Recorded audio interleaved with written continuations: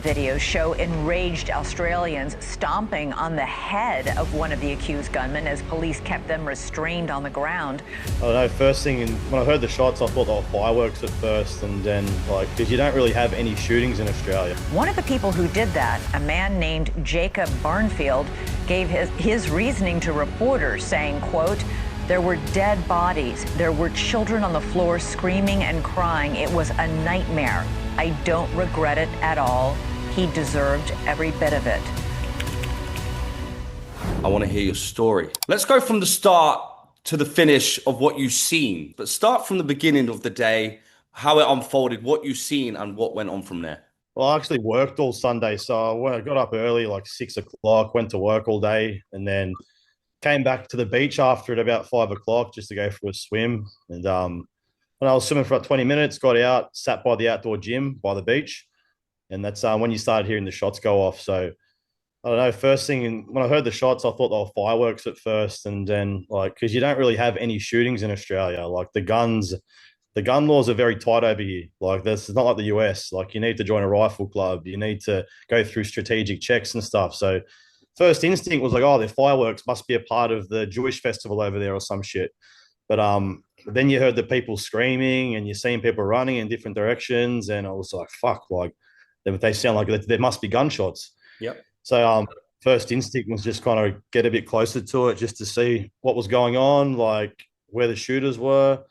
And as you got closer, you just started to notice a few bodies on the floor towards the festival. What made you get closer, bro? I don't know. It was just the first thing I thought of. Everyone was running the opposite way. I heard the gunshots, people screaming. I just wanted to get closer to see what was going on. Just see, I don't know, just to help where I could, I guess, and just gauge the situation. But yeah, I've never seen a dead body in my life besides at a funeral. So when I got closer and saw the bodies on the floor, I was like, fuck, that's when it started to kick in that it's pretty serious. And so there might be an active shooter on the ground. Mm-hmm. At first, I thought there was just one shooter, but you realize there's multiple gunshots going over each other. So I was like, fuck, there's more than one. I actually thought there was three at first because the gunshots were echoing through the promenade area. On Bondi Beach, you got this big promenade kind of building that has restaurants and alleyways and stuff through it. I used to live there, bro. Oh, really? In Bondi? Yep. Oh, nice. Yeah, so I know exactly where you're talking about, but carry on. Yeah. Yeah. No, I moved here 5 months ago for lifestyle change, but fuck, this happens shit. But yeah, I got closer, seen the bodies on the floor, and that's when I started just kind of making my way through the car park. I'm sure you know what by the promenade in Bondi, if you live there, the car park behind it that kind of loops around like a C shape. Mm-hmm. So I was kind of weaving my way through cars there just to kind of get a bit closer, see where the shooter was. And then the closer you got to the bridge, the more bodies you see on the floor, some dead, some not dead. The ones that weren't dead, people were taking care of them or trying to take care of them. A lot of bodies bleeding out. But yeah, I got about 50 meters away from the bridge, and that's when I noticed the guy that actually disarmed one of the shooters. So I'm sure you've probably seen the video of the older guy, the Ahmed, disarming him. Yeah. I seen him shot and laying against a tree. Mm-hmm. And yeah, I just kept trying to make my way closer just to get a better look. I got to a point where I was probably I don't know, say 30, 40 meters away from the bridge. Was sitting there for a little bit, just waiting for the shots to stop. Police officer shot him from behind, I'm pretty sure. So a plainclothes detective came up behind and actually shot him with a pistol from 40 meters away, which dropped him. Wow. So big shot for a pistol, insane. Yeah, that's amazing. 40 meters with a pistol is good. Yeah. Crazy. Yeah, crazy. But yeah, he shot him with a pistol, and then both of the shooters were down at that point, and that's when people started to run up. Well, one of the guys actually went up first. He was in a black t-shirt, bald guy. And when everyone got up there, they thought he was a third shooter. They didn't know that he was just running up to kind of disarm him and help. But people got up there and started wrestling with the guy with the bald head and black shirt. Even me, I went up there straight away, seen the cops wrestling him. So I jumped in to try wrestle that guy as well and put him down. And then kind of got pushed away by the cops. And that's when you realize, oh, okay, he's not a shooter. He's just a civilian. But yeah, at that point, there was more civilians than cops up there. So it was just a big kind of Well, free falling. everyone's in panic mode, aren't they? Everyone's in panic mode. Like, you know, the adrenaline's rushing through everyone, and everyone's frantic. So I can imagine Yeah. it was a very tough task for the police who were there as well, because Oh, obviously definitely. it's just not something that you see every day. So what happened then? Just well, then that's when everyone kind of kept piling on. There was a few people from different angles. They came in, just jumping on him, trying to hold him down because the dad was pretty gone at that point, but the son was still moving. So they jumped on the son to apprehend him. And then fuck, people just coming from different angles. Like a few different people come from angles, obviously with emotion and anger, just Mm-hmm. kind of kicking him, punching him, just kind of just getting whatever they could in on him because of the anger and the frustration of what you just saw. Like there Mm-hmm. was Hmm. bodies everywhere, like on the floor. Like, and Yeah. like you said, like it's not even something in Australia that the police see very often. Like, no, none of those police officers there on that day would have seen something like that in their lifetime. And no, there's no way.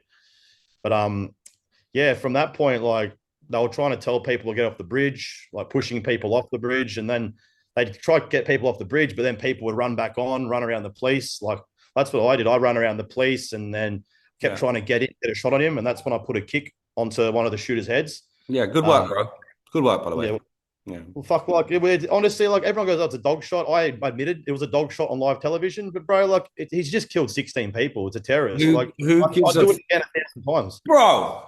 Who gives if it's a dog Literally, shot? I don't care, bro. This guy's just killed multiple people. You're angry. You're enraged. Your adrenaline's rushing through your body. Who cares if it's a? exactly. He is a dog. I wish I was wearing studded footy boots and fucking kicked him in the head. Like Yeah. the bloke woke up from a coma yesterday. Should have put more kicks into him so he wouldn't wake up. It's like it's Yeah. just going to waste taxpayers' money now. But Yeah. Was he in a coma? he was in a coma up until yesterday. Apparently, he woke up from his coma. Yeah, That's a shame. but It's a shame he woke up. then like a lot of the things I haven't had a chance to speak about as well. A lot of the news reporters haven't really like asked about the follow up. A couple of them have, but like literally straight after that incident on the bridge, like I got given a first aid box by one of the police officers, and straight away I ran down to the scene where all the bodies were, some dead, some dying, other ones kind of stabilized. But the one lady I want to talk about when I first got down there, so I got down there. I said, "Where can I go? Who needs help?" And a lady pointed towards someone that was laying on a park bench. I got over to the park bench. There was a guy next to her that was already dead, and there was an old lady there, probably in her mid 60s, with a Mm. gunshot through her leg, and it's gone out the other side, Mm. bleeding out everywhere. So we've gotten belts or the straps. We've strapped up her legs to try to stop the bleeding and slow it down.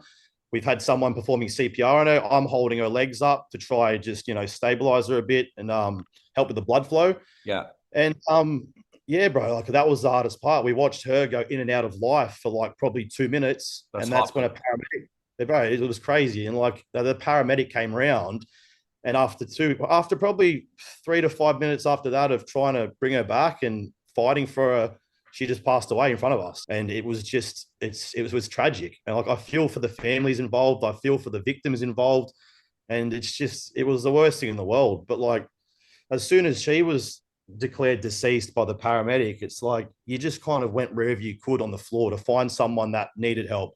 Yeah. The next person I went to, there was a police officer on the floor, and with one other person and another police officer.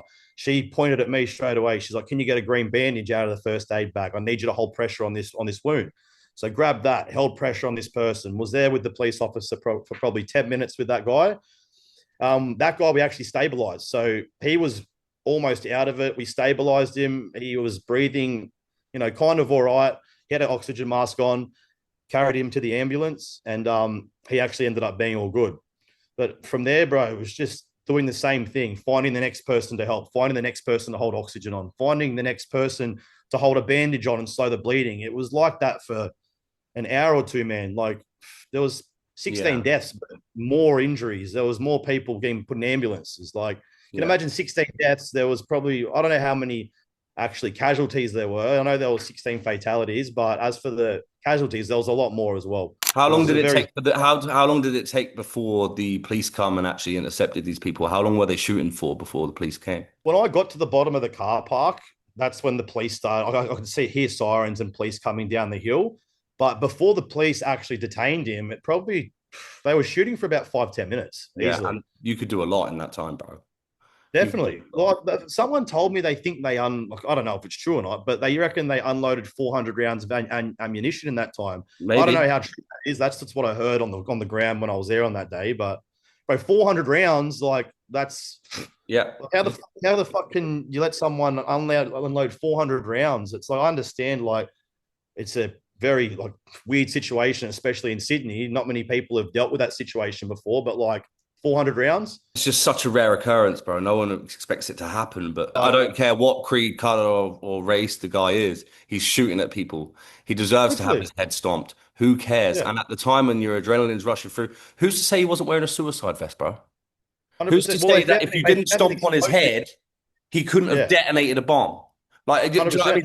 So, fuck these people, bro. Well, Who say he had a live explosive in his bag. So well, there you go. when off the bridge, off the side of the bridge, when they kicked everyone off, they started yelling, "Everyone off the bridge! The live explosive," and got everyone off. So I was like, but Mm. when you're in the moment, like you just got instinct and I like would you I just would have stomped him out. I would have stomped him out too. And so would 100%. anyone who who's panicking about what else he might have or what else he might 100%. do. Bro, you acted on impulse and you acted very bravely, and a lot of people would never have ran towards an active shooter, bro.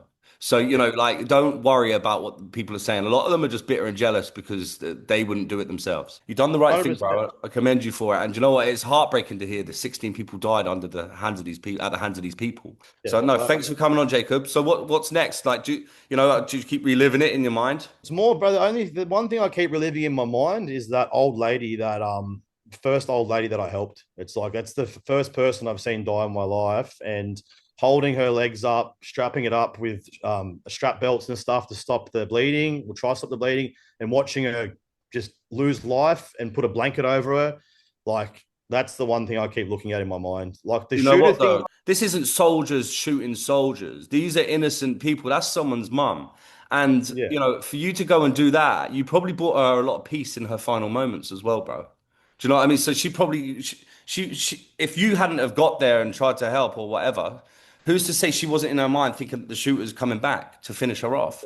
To see yeah. someone like yourself with a first aid kit, would have Mhm. actually brought her a lot of peace. So, you should actually take that on board and understand that you probably did like help her in her final moments. So honestly, mate, you should commend yourself for that as well. And I absolutely honor that. Well done, mate. You done really well, and you reacted a lot better than what 99% of people would, because a lot of people would just be scared, frantic, and stiff. So honestly, brother, I'm really proud of what you've done. But thanks for coming on, bro. Thanks for telling your story.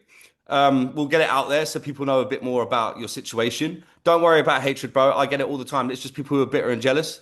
Don't worry Yeah, about it, bro. You're better than that. You rise above that, and we keep going. We keep doing our best and we keep doing what we think's right.